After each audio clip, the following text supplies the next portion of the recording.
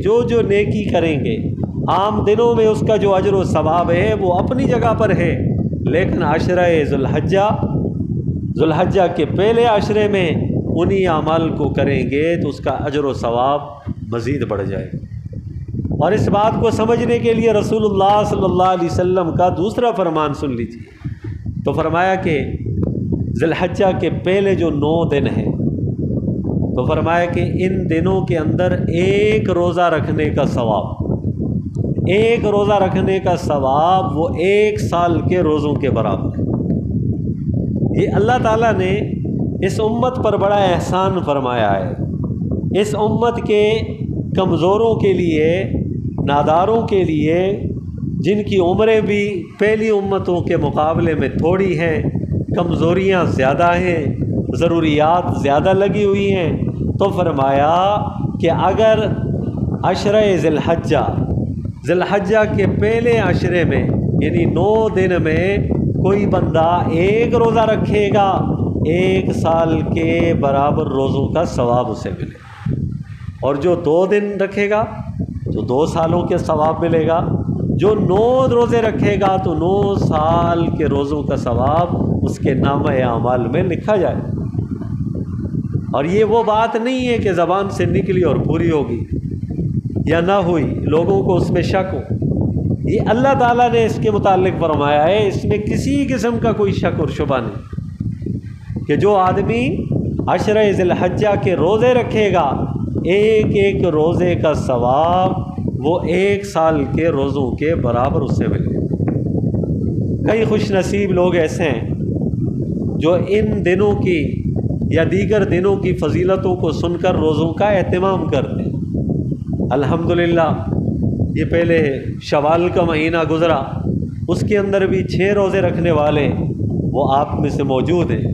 کئی ایسے احباب ہیں جنہوں نے ان روزوں کا اہتمام کیا ہے، باوجود کہ بزرگی کے، باوجود کہ کمزور تھے، بیماری کے، لیکن اللہ کی خوشنودی کو حاصل کرنے کے لیے، اللہ کی رضا پر راضی رہنے کے لیے اور اللہ کو راضی کرنے کے لیے انہوں نے روزوں کا اہتمام کیا ہے۔ تو جو روزے رکھنا چاہتے ہوں تو ان سے یہی گزارش ہے کہ وہ عشرہ ذوالحجہ کے روزے رکھیں۔ 9 دن کیوں کہا؟ 10ویں دن عید ہوتی ہے، عید کے دن روزہ رکھنا جائز نہیں ہوتا، پہلے 9 دن ہیں، اور پھر جو آخری عرفہ کے دن کا روزہ ہے نا، جو 9 ذوالحجہ کا ہے، اس کا اجر و ثواب مستقل ایک حدیث میں نبی علیہ الصلوۃ والسلام نے بیان فرمایا کہ جو عرفہ کے دن کا روزہ رکھے گا، 9 ذوالحجہ کا روزہ رکھے گا، تو فرمایا کہ اس روزے کا ثواب اتنا زیادہ ہے، 1 سال گزشتہ اور 1 سال آئندہ اللہ رب ذوالجلال اس روزے کی برکت سے اس کی گناہوں کو معاف فرمائے۔ تو بھائی روزے رکھنے کا اہتمام ثواب پانے کا موقع ہے، کوئی اگر اس کو حاصل کرنا چاہے تو ان دنوں میں اس کو اچھے طریقے سے وہ حاصل کر سکتا ہے۔ تو رسول اللہ صلی اللہ علیہ وسلم نے ارشاد فرمایا کہ ذوالحجہ کے پہلے عشرے میں 9 دنوں میں کوئی بھی شخص روزہ رکھے گا تو 1 روزے کا ثواب وہ 1 سال کے روزوں کے برابر ہوگا۔ اور پھر فرمایا کہ اس کی جو رات ہوگی، اس رات کے اندر قیام کرے گا تو اس کو ثواب لیلۃ القدر کے قیام کا ملے گا۔ لیلۃ القدر کے متعلق آپ رمضان المبارک میں سن چکے ہیں کہ 1000 مہینوں سے بہتر ہے۔ جس نے لیلۃ القدر کو پا لیا اس نے 1000 مہینے کی عبادت کو پا لیا، اور جس نے ذوالحجہ کے پہلے عشرے میں رات کو قیام کیا، عبادت کی، تو اس کو بھی لیلۃ القدر کا ثواب مل گیا۔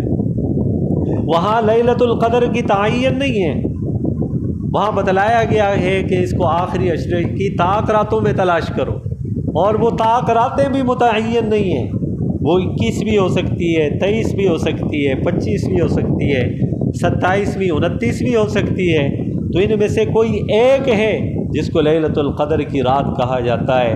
یہاں پر رسول اللہ صلی اللہ علیہ وسلم نے ارشاد فرمایا ذوالحجہ کے پہلے عشرے میں رات کے وقت قیام کرنے کا ثواب اتنا زیادہ ہے کہ اس کو لیلۃ القدر جتنا ثواب ملے۔ ایک رات کا قیام کرے گا تو لیلۃ القدر کا ثواب، اور 2 راتوں کا قیام کرے گا تو 2 لیلۃ القدر کے برابر جتنا ثواب ہوگا اس کو ملے گا۔ اور پھر وہ خوش نصیب جو 10 راتیں عبادت کے اندر گزارتے قیام کریں تو اس کو کتنا اجر و ثواب ملے گا۔ روزے کا اپنا ثواب ہے، قیام کا اپنا ثواب۔